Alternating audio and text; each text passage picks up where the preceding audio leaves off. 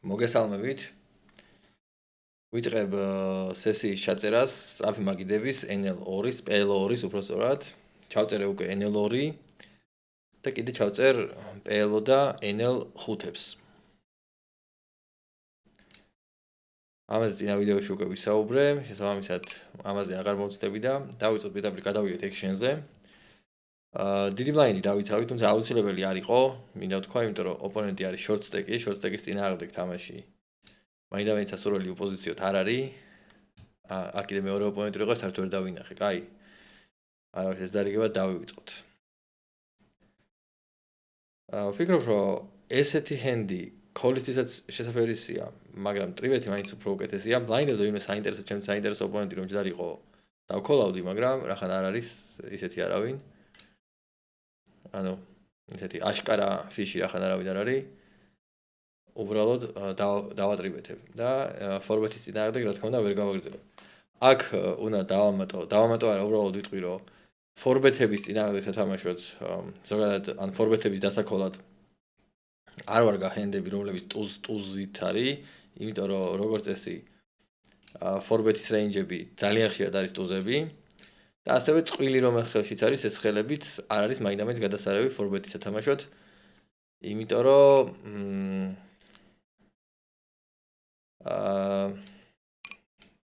მოკლედ წყვილი რომ ხელშიც არის ის უფრო შეზღუდულად ედება ფლოპებს. ეხლა აქ ვფიქრობ, მოდი მე მგონი დავჩეკავ და ვეცდები რომ თერზე მივიღო ფუში და დავქოლო რა, იმიტომ რომ მე რო დავფუშო ძალიან დიდი fold equity მექნება და რაც არ მაწყობს. გასაგებია ტუზები, რომელიც პრეფლოპზე არ დააავლინა, ძალიან გასაკვირია. მოკლედ ჰენდი რომელსაც აქვს წყვილი ფორბეთის კოლისთვის, მაინდა-მაინც გადასარევი არ არის და ეს არ არის ცუდი ჰენდი, დავარეიზოთ. მიუხედავად იმისა, რომ პირველი პოზიციაზე შეიძლება ეს ჰენდი იყოს რეიზი, შეიძლება არ არის დარწმუნებული არ ვარ, მაგრამ ნუ მინიმუმ შეცდომაც მაინც არ შეიძლება რომ ჩაითვალოს. მაქვს კარგი სასტრიტე, მაგრამ ორი ოპონენტი და ძალიან ცოტა fold equity და შესაბამისად უბრალოდ ვეცდები რომ ჩემი equity-ის რეალიზება მოვახდინო. ანუ ან გავსტრიტო, ან უკვე ამჯერად უკვე გავფლეშო. რაც მოხდა, მაგრამ მოხდა ძალიან ცუდი ვარიანტი. ტუზგაროლი მიგებს, ფლეში მიგებს, შესაბამისად ნახონდეს.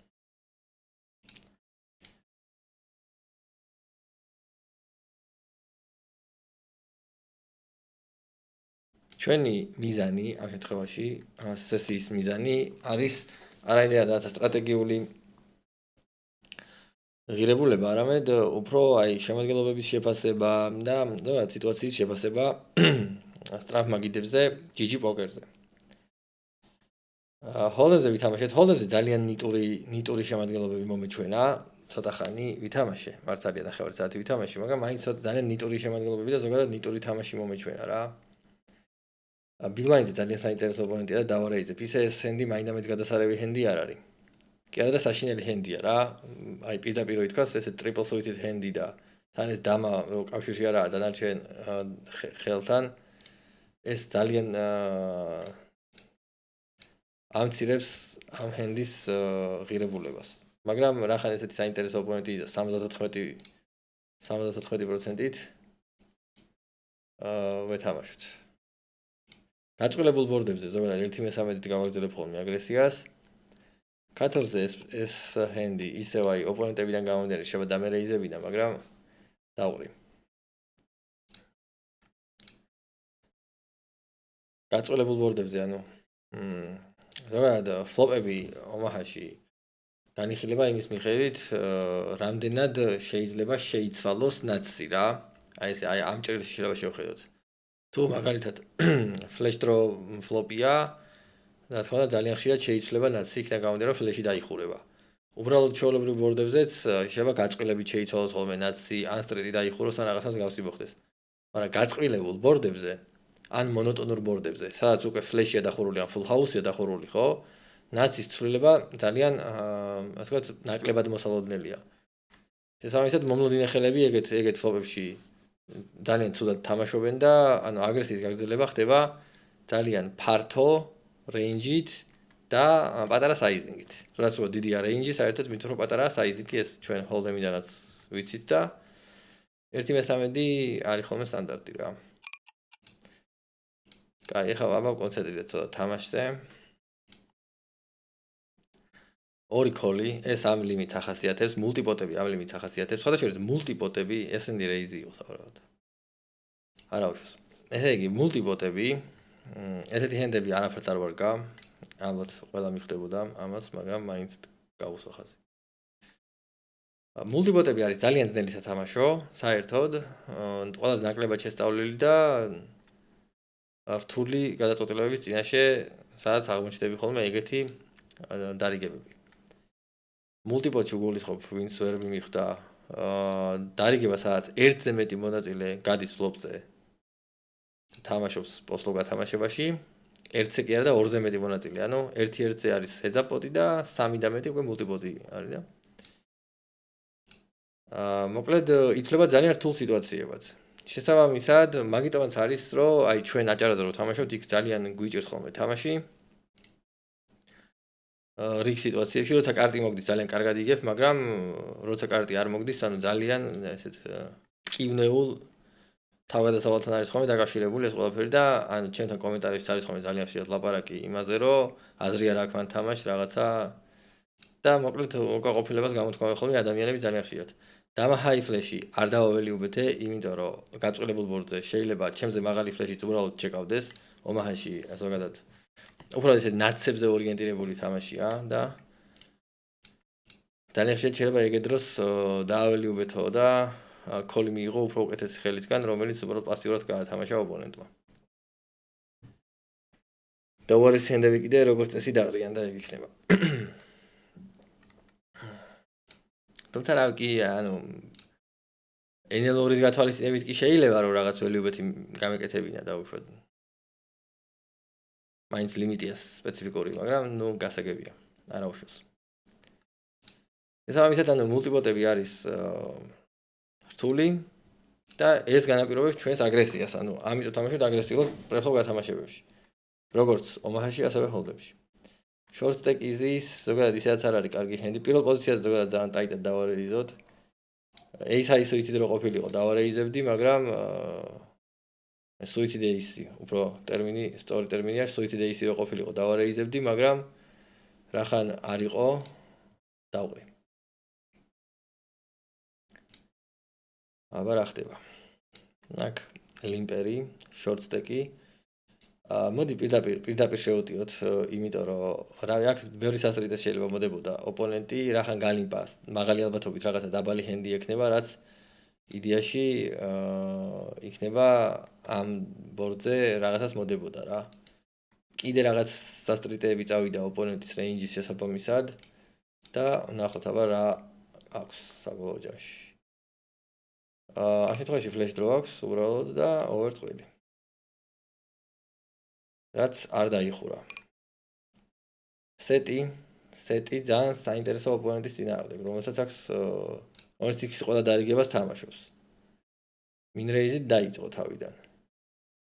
ახლა 10-იან ცხრიანს აქ ვერავინ ვერ გამორიცხავს. ნუ ჩემი ცხრიანი კი ბლოკავს მაგას, მაგრამ ვერავინ ვერ გამორიცხავს. ამიტომაც მოდი უბრალოდ წავიყვანოთ პასიურად ჩემი სეტი.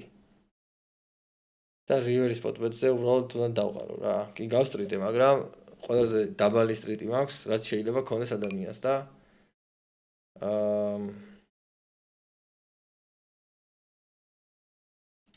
დავყრი. სხვა გზა არ არის. აქ ფიქრობ, აქ შემთხვევაში გავიყოფთი რა და ეგ იქნება. ეს არის ბუმპოტები, ბუმპოტი ქვია, არ ქვია რაღაცა, სხვა ქვია, მაგრამ დროპ პოტი თუ რაღაც ეგეთია. ამაზე სხვა ვიდეოებში უკვე ვილაპარაკე, ეს არის რაღაცა ბონუსური სისტემის ერთ-ერთი ნაირსახეობა, როდესაც ანუ პოტში დამატებით ირიცხება 10 ბლაინდი ან ხანდახან 20 ბლაინდი. გააჩნია სიტუაციას და დარიგება მაგის გათვალისწინებით იწყება. როგორც წესი, ყველას უნდა ხოლმე მაგ დარიგების მოგება, რახან დიდი პოტია, გაზრდილი პოტია და ხალხი თამაშობს ხოლმე ლუზურად. და ძალიან ადვილია ეგეთ პოტებში შეცდომის დაშვება, ასე რომ ფრთხილად უნდა ითამაშო ეგ პოტები ჩემი აზრით. ოპონენტი არის ძალიან საინტერესო, ძალიან რაღაც უცნაურ ფორმატს მიკეთებს. რაც მაფიქრებინებს, რომ ოპონენტთან არის რაღაცა ძლიერი ჰენდი, ვინაიდან ოპონენტი ჩანს რაღაც არც ისე ძალიან აგრესიული მეთქი და მეთქონა, აგრესიული ჩანს, მაგრამ ტრიბეთი ექონა 6%, ანუ დიდი ტრიბეთი არ არის. იდეაში კოლი მირჩენია ჯერჯერობით.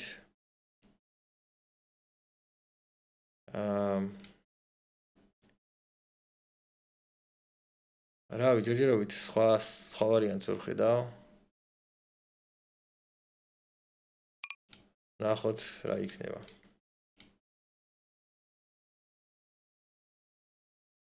აქ უკვე დაყრა მომიწევს, იქიდან გამომდინარე, რომ მეორე ნაცვლეში რო კი მაქვს, მაგრამ ამას ხო ხა პირველი ნაცვლეში რო ქონდეს, ანუ მაგასთან ფაქტიურად მკვდარი ვარ და შესაბამისად უბრალოდ ისეთ სიტუაციაში არ მინდა თამაში, სადაც შეიძლება საერთოდ მკვდარი ვიყო.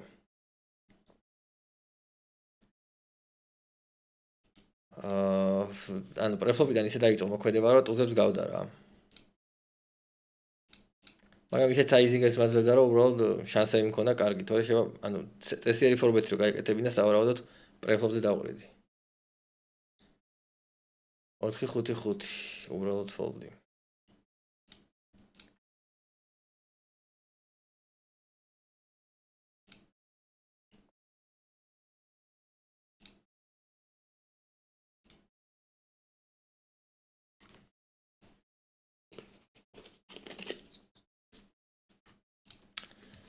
ჯერჯერობით ისეთი საინტერესო არაფერი, იმედია, რამე საინტერესო დარიგებები მოგვიწევს.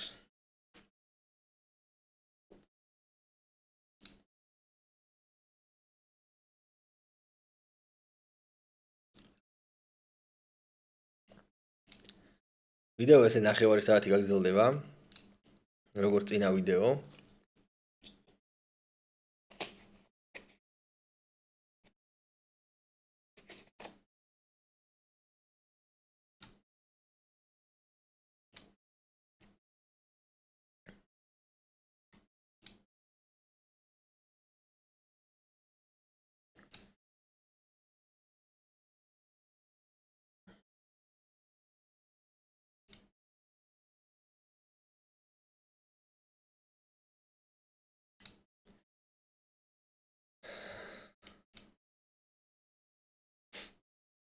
ძალიან საშინელი ხელია, მიუხედავად იმისა, რომ ძალიან კარგი შანსებია, მაინც არ აღარ გაგრძელება ჩემი აზრით. უპოზიციოდ უნდა ვითამაშოთ რაღაც საშინელი ხელით, მულტიპოტი, რაც აბსოლუტურად არ არის საინტერესო. ერთი შეხედვით შანსების გამო შეიძლება დაკოლო, ჰოლდემში უფრო ხშირად ეგეთ სიტუაციაში ვქოლავთ ხოლმე. რაღაც მეტნაკლებად ადეკვატურ ხელს, აქ სოლბლაინდიდან უბრალოდ ფოლდი.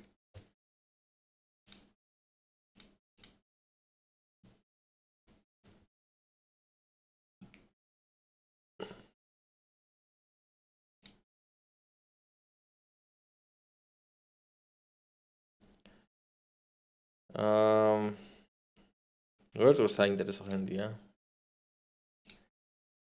ზოგადად აი კოლი და კოლდ კოლი ზოგადად არ არის ის ოპცია, რომლითაც მაინდა-მაინც ბევრი ფული იშოვება, მით უმეტეს ომაჰაში.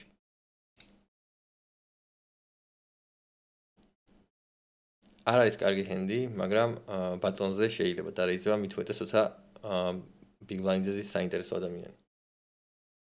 გაწყვილებულ ბორდზე მაქვს რაღაც სასტრიტე, მაგრამ არ მინდა. გაწყვილებულ ბორდზე უკვე ვილაპარაკე, 1/13 გავაგრძელებ აგრესიას. 2 წელს შემელო ტრიბეთი, შემელო კოლი, მაგრამ კოლი მირჩევნია. აი გაწყვილებულ ბორდზე ამას გულისხმობდი წეღან. რახან პრეფლოპ აგრესორმა დაჩეკა, მე გავალ. შეიძლება ოპონენტთან ვინმესთან იყოს ცხრიანი, რაც გადაიხდის თავისუფლად. აქ მე გავაკეთებ მეორე ბარელს და რივერს დავჩეკავ. რეიზი თუ მივიღე გადავყრი უბრალოდ და იქნება. აქ მეორე ბარელს ვაკეთებ, რომ ცხრიანებს გადავახტევინო, ანუ ტრიპსებს გადავახტევინო რა. უბრალოდ აქ პრობლემა ის არის, რომ მე დაბალი full house-ი როცა გააქვს, ოპონენტის ნებისმიერი ტრიპს აქვს კიდე 9 აუტი, 10 აუტი, ანუ იმის გათვალისწინებით, რომ ხელზე 3 კარტი უჭირავს, 3 თავისუფალი კარტი უჭირავს. თუ დამატებით წყვილი აქვს, ცოტა უმცირდება აუტები, მაგრამ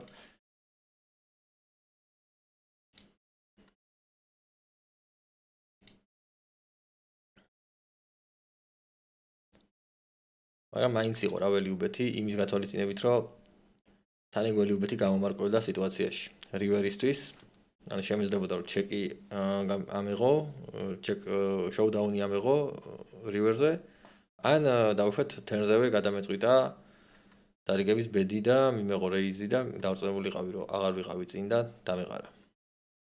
Full House-ის დაყრა ზოგადად ომაჰაში მეტნაკლებად ესეთი რეგულარული საქმეა.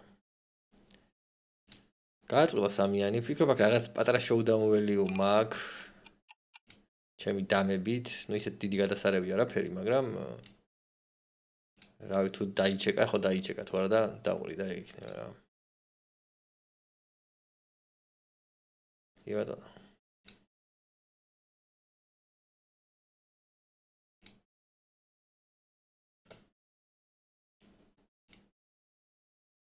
ზოგადად სწორხაზოვანი და ესეთი აკურატული თამაშის სტილი არის მიზანშეწონილი მიკროლიმიტებზე, გამეორდები, ბევრჯერ მithmos ესეთი რაღაცა ჰოლდემის სესიებზე, მაგრამ ომაჰაზე 1-10-ად უფრო მუშაობს ეს წესი, ანუ უნდა ითამაშო სწორხაზოვანი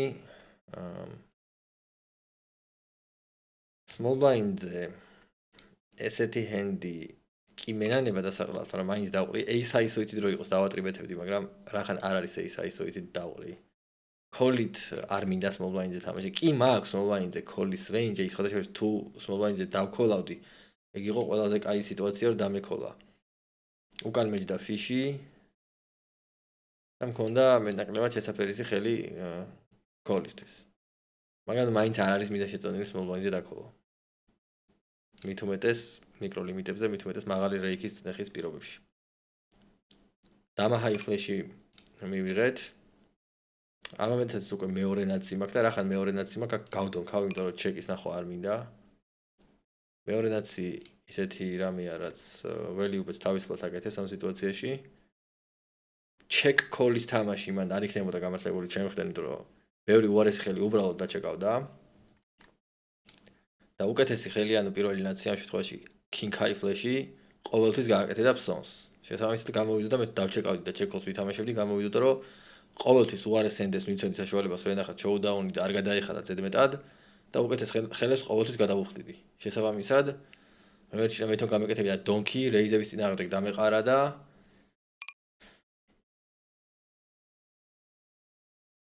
აქ მე მგონი ჩემი ჰენდი დასაღრელია. და აქ აი რაღაცნაირი ჰენდია რა, შეიძლება დატრიბეთება ესეთი ჰენდების, მაგრამ მაინც აი NL2-ია და მე მგონი არ არის საჭირო რა. ესეთი რაღაცეები უნდა ვისწავლოთ. პრეფლო მოდელი ომაჰაში უნდა ვისწავლოთ აუცილებლად GTO ტრენაჟორის მიხედვით. და ეს GTO ტრენაჟორი არის მაგალითად ერთ-ერთი PLO mastermind-ი, რომელზეც მე მაქვს ჩემს ვიდეოებში უკვე რაღაც პატარა რევიუს ავით გაკეთებული. რომელიც პრეფლოპი არის უფასო და შეგვიძლია პრეფლო მოდელი მან დავამუშაოთ. მე ხარ რო გითხრათ რომ თავს ვიკლავ მეთქი ამ პრეფლო მოდელის დამუშავებაში, მაგაში მოგატყუებთ, თავიდან ცოტა რაღაცეები ვისწავლე და მე რაღაცნაირად უფრო პრაქტიკაზე გადავერთე თამაშზე, მაგრამ აუცილებლად უნდა დავუბრუნდე და აუცილებლად დავამუშავო პრეფლო მოდელი კარგად. და აუცილებელია, მაგის გარეშე თამაში წარმოუდგენელია. ყოველ შემთხვევაში მაღალ ლიმიტებზე ხა. NL2-ის დამარცხება და NL5-ის და NL10-ის შესაძლებელია. შეიძლება რაღაც ესეთი საბაზისო ცოდნით, მაგრამ აი NL25-დან ზევით მგონია რომ უკვე მეტნაკლებად სერიოზული ცოდნა მოეთხოვება ადამიანს იმისათვის რომ ღირსეულად ითამაშოს და აი არ იყოს ასე ვთქვათ დაბნეულობა არ შემოიტანოს მაგალითად დისპერსიულმა სვინგებმა რა. და ამ სვინგებმა რომ რაღაცა დაბნეულობა არ შემოიტანოს და რაღაც საკუთარ თავში ეჭვები არ გაგიჩნდეს და ასე შემდეგ, აი ანუ თამაშის ცოდნა პირველ რიგში აი ემოციურ ნაწილში ფასობს ძალიან დიდად. რომ როცა აგებ და თამაში კარგად იცი, ზუსტად იცი რატომ აგებ და ზუსტად იცი რომ ეგ დაუშვათ არის დისპერსია.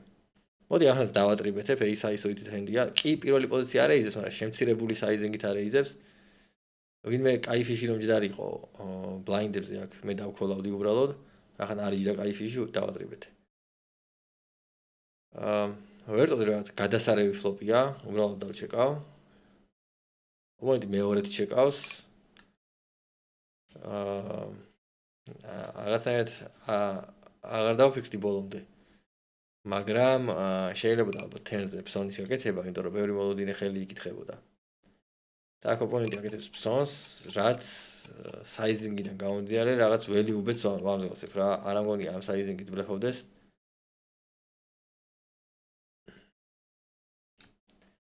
და ვერც ეს ველი უბედს რა თქმა უნდა ჩემი თუს კაროლი ვერ უგებს. არა უშავს.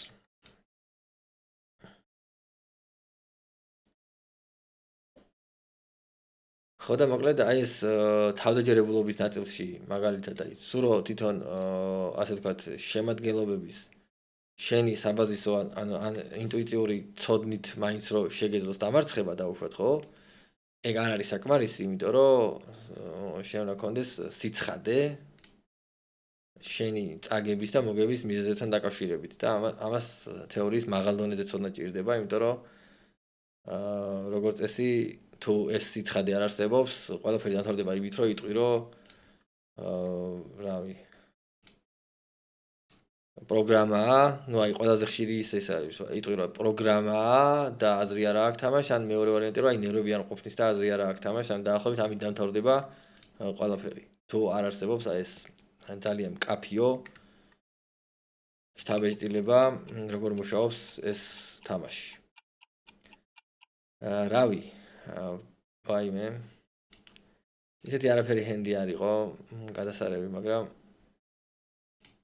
ანუ ნორმალური ჰენდი იყო, მაგრამ ექშენიდან გამომდინარე უბრალოდ კოლიჩევალ. რაღაცა ეს აქაიქ კარტები რო გაქვს, კიდაბლს ვიდით ჰენდია, მაგრამ აი ესეთი ჯგუფის ჰენდები კარგად არ მაქვს დამოყავებული რა, როგორ გავათამაშო. აჰა, მოვიდა ის ბუმპოტი თუ რაღაც, ხოთა შორის ხელი ნორმალური ხელია. ფლოპის სანახავად მე ვიტყოდი რა. არ დავარეიზებ, იმიტომ რომ ესეთ პოტებში ძირითადად დაყრა მაინც არავის არ ახასიათებს. ყველას ფლოპის ნახვა უნდა ხოლმე რა. მე ბანკი ძალიან იბერება და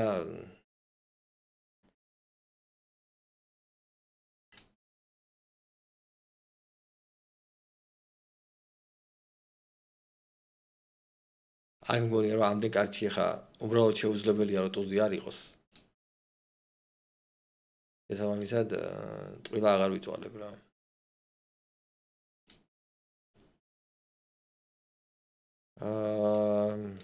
აქტიურად ვილაპარაკე რაღაც საინტერესო თემებზე მიმდინარე სესიაზე, რითიც თვითონ ანუ სტრატეგია დაზარალდა, ანუ ჩემი თამაშის სტილი ამით დაზარალდა. სხვა რაღაცებზე გავაკეთე აქცენტი, თუმცა ეს არც იყო მიზანი ამ ვიდეოს ჩაწერის, თავდაპირველად მე აღნიშნე რომ აქ მეტაკლება და ესე ვთქვათ, ნედი სურათის დანახვა იქნებოდა მნიშვნელოვანი ამ ლიმიტზე თუ რა ხდება საერთოდ და არა რაღაცა სტრატეგიული დაკვირვება კონკრეტულ სიტუაციებზე. ეს ხელი შემიძლია დავიცვა, მაგრამ აი Rainbow Hand-ია და თორემ Rainbow Hand-ები ძალიან უარგისი რაღაცა არის, ეს ამისად ჯობია დავყარო.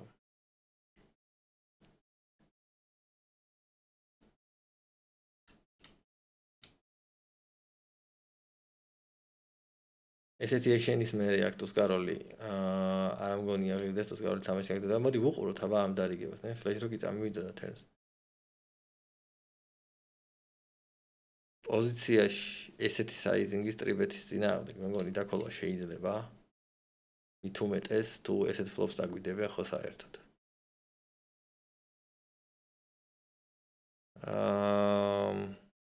მოდი მე უბრალოდ დავქოლავ ოპონენტი რაღაც პრეფლოპიდან მოყოლებული ცოტა არასტანდარტულად თამაშობს, მომცა რაღაცა უცნაური საიზინგის ტრიბეთი. მე სიბეთებს აკეთებს რაღაც ძალიან უცნაური საიზინგის. და მივცე საშუალება რომ რაღაც თავისი ესე არაფერი ჰენდები იმას აქნას.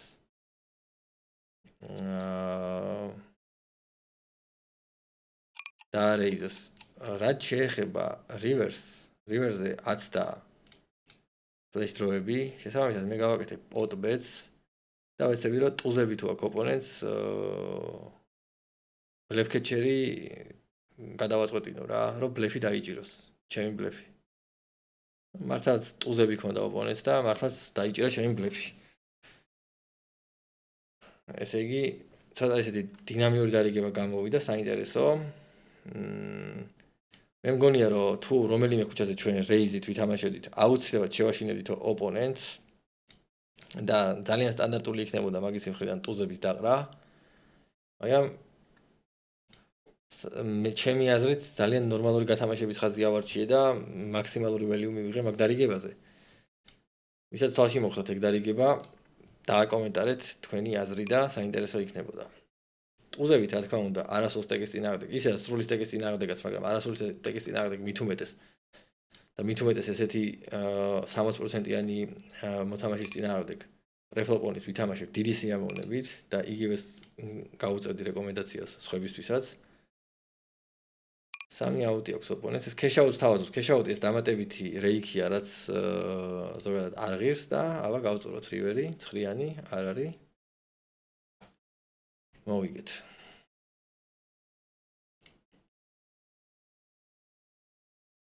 სხვადასხვა აქ არის რანი თვაისები, ანუ ორჯერ როცა იხსნება ბორდი, რაც დისპერსიას ამცირებს, ის არ არის დამატებითი რეიქი და შეგიძლიათ რანი თვაისები გამოიყენოთ.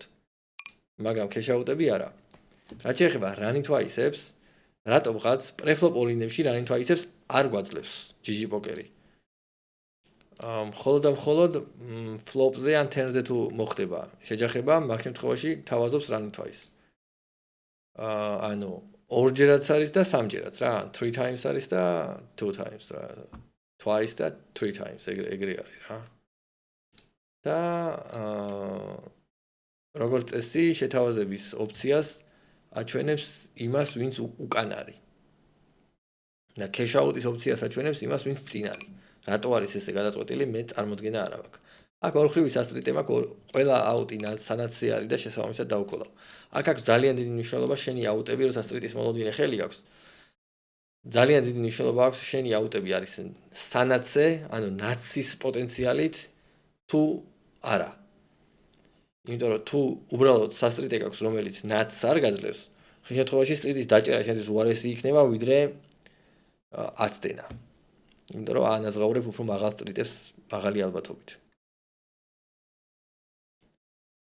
სადღაც ერთი რამე ვიდეო მექნება გასაკეთებელი აუცილებლად ომაჰა სტრატეგიის ვიდეოს კეთებას რო დავიწყებ, ანუ კურსის კეთებას რო დავიწყებ რა, საბაზისო სტრატეგიის ერთი ვიდეო იქნება ცალკე აუცილებლად მომლოდინე ხელებზე ომაჰაში, რაც არის ძალიან მრავალფეროვანი ჰოლდემისგან განსხვავებით და ასე ვთქვათ, ცალკე ვიდეოს იმსახურებს.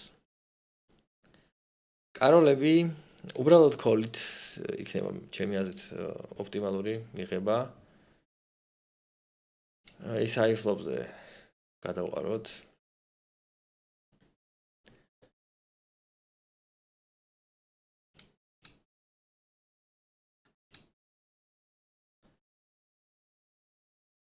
ვერტოდი რომ საინტერესო ფლოპია, კი მაქვს გაჩოტი 3 აუტი ნაცზე, მაგრამ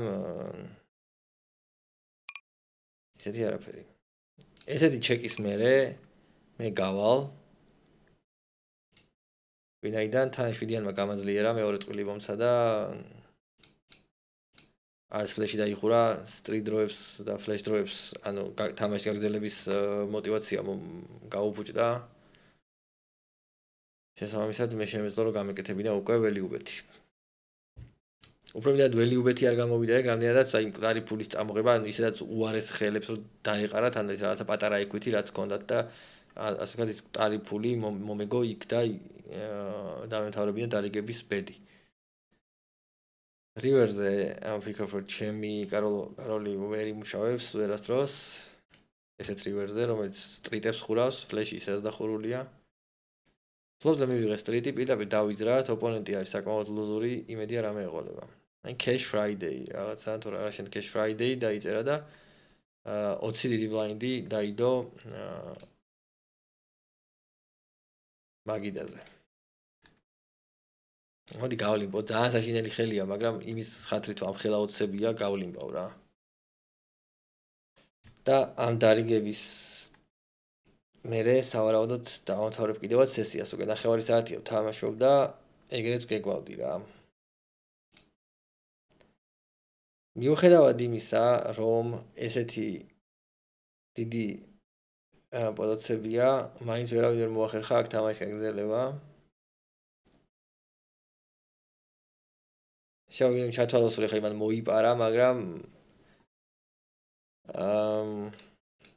სასწაული არ იქნებოდა ნამდვილად რომ კარგი ჰენდი ქონოდა ადამიანს